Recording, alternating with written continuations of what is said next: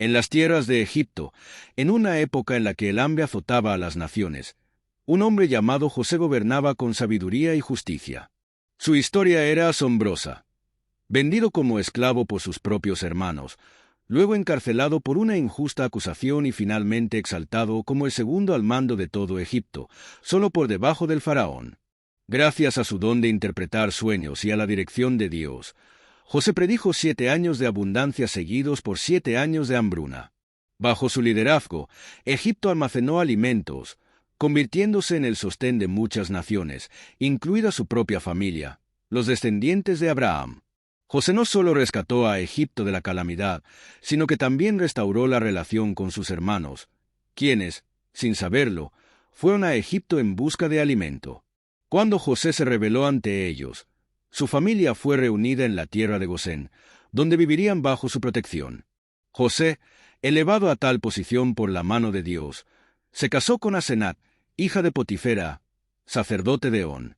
De esta unión nacieron 2 hijos, Manasés, el primogénito, y Efraín, el segundo. Sus nombres, elegidos por José, reflejaban su historia y fe. Manasés significaba Dios me ha hecho olvidar mi sufrimiento y la casa de mi padre, mientras que Efraín significaba Dios me ha hecho fructífero en la tierra de mi aflicción. Desde su nacimiento, estos niños crecieron en el esplendor de Egipto, rodeados de riqueza y privilegio.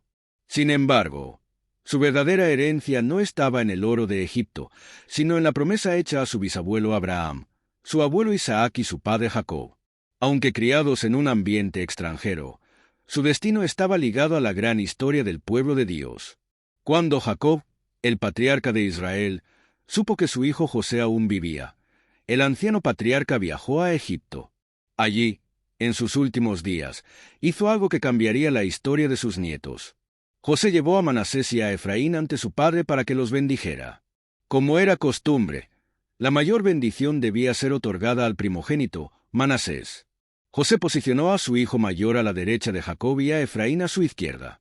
Pero en un acto inesperado, Jacob cruzó sus manos, colocando su mano derecha sobre Efraín y su izquierda sobre Manasés.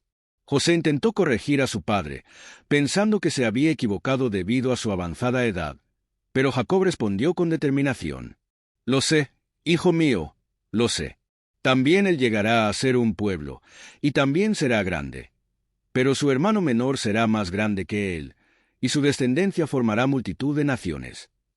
Génesis 48, 19. Con esta acción, Jacob adoptó oficialmente a Manasés y Efraín como sus propios hijos, colocándolos al mismo nivel que sus propios hijos como herederos de la promesa.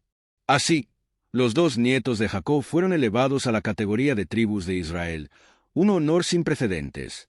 Siglos después, cuando Moisés sacó al pueblo de Israel de Egipto, los descendientes de Manasés y Efraín eran una gran multitud. En el censo del desierto, la tribu de Efraín tenía más de 40,000 hombres listos para la guerra, mientras que la de Manasés contaba con más de 32,000. Eran tribus poderosas, con una identidad propia dentro de Israel. Al entrar en la tierra prometida bajo el liderazgo de Josué, quien, curiosamente, era descendiente de Efraín, estas tribus recibieron vastas porciones de tierra.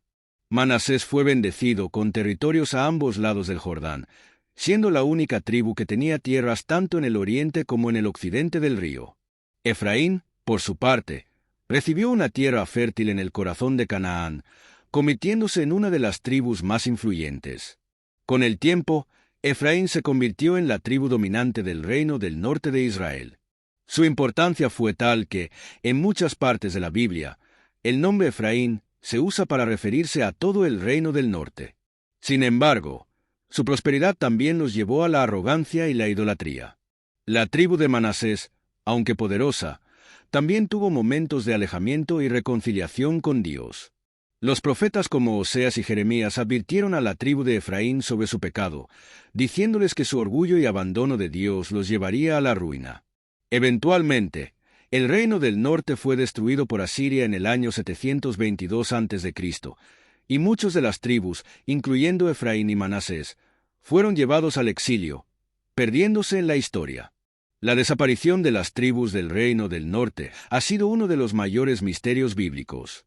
Se cree que los descendientes de Efraín y Manasés se esparcieron entre las naciones, cumpliendo la profecía de Jacob de que Efraín sería multitud de naciones. Algunos estudiosos creen que muchos de estos descendientes forman parte de pueblos dispersos por el mundo, esperando el día en que Dios los reúna nuevamente. La historia de Manasés y Efraín no es solo la historia de dos tribus, sino la historia de la fidelidad de Dios a sus promesas. Aunque enfrentaron gloria y caída, su legado sigue vivo en las Escrituras y en la identidad del pueblo de Israel. Dios siempre cumple su palabra. Así como usó a Manasés y Efraín para cumplir su plan, también tiene un propósito para cada uno de nosotros. A través de sus vidas, aprendemos que la herencia de Dios es mucho más grande que las riquezas materiales y que la fidelidad a Él nos lleva a un destino de bendición eterna.